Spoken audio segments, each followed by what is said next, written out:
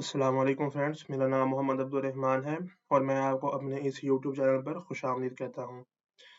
इस web series में हम एचटीएमएल को सीख रहे हैं।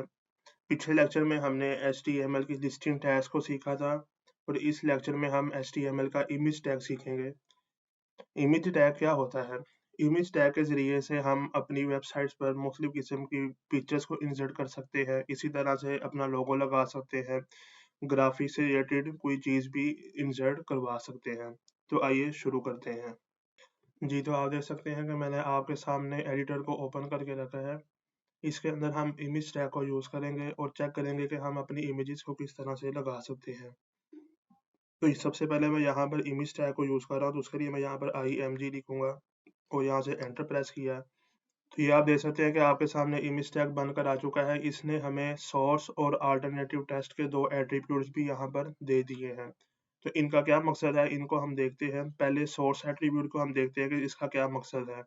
सोर्स एट्रिब्यूट का क्या मकसद है कि जब भी हम कोई भी पिक्चर जब इंसर्ट करना चाहते हैं अपने वेबसाइट के अंदर या लोगो लगाना चाहते हैं, तो वहाँ पर हम सोर्स एट्रिब्यूट का यूज़ करेंगे और उसके अंदर हम अपने पिक्चर का पाथ देंगे। तो आप ये देख सकते हैं कि यहाँ पर हमारे पास पिक फ़ोल्डर के अंदर 2 पिक्चर्स पड़ी हैं। तो पाथ देने के लिए सबसे पहले मैं यहाँ पर पिक फ़ोल्डर का नाम लिखूँगा और उसके बाद बैकस्लैश लगा के यहाँ पर हम पिक्चर को एक्सटेंशन के साथ लिख देंगे।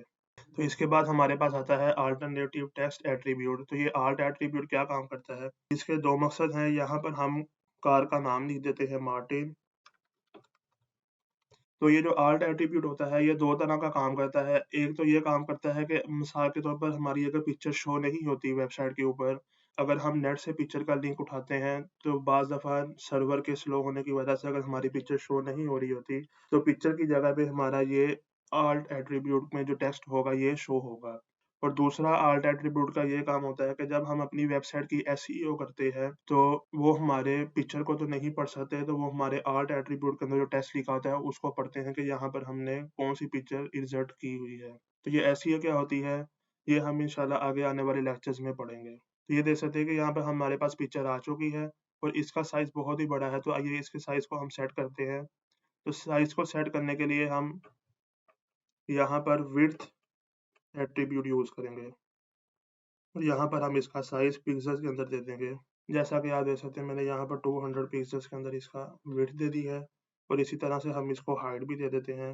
तो यहाँ पर मैं इसको 200 पिक्सेल्स की ही हाइट दे देता हूँ।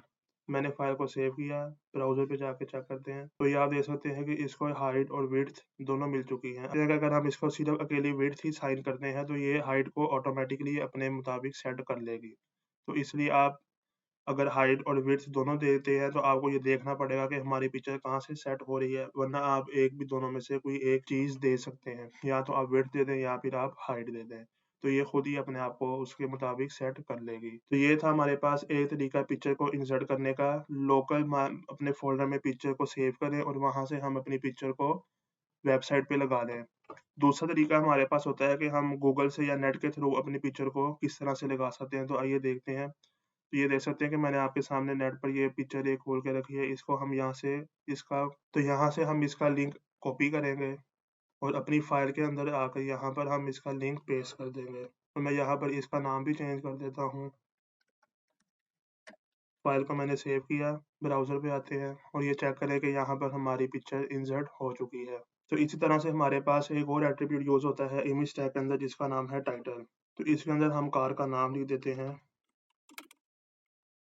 तो ये टाइटल एट्रीब्यूट क्या काम करता है? टाइटल एट्रीब्यूट ये काम करता है कि जब भी हम अपनी पिक्चर पे कर्सर को लेके जाएँगे, तो ये देख सकते हैं कि यहाँ पर हमारी पिक्चर का नेम शो हो रहा है, जो हमने टाइटल के अंदर लिखा था।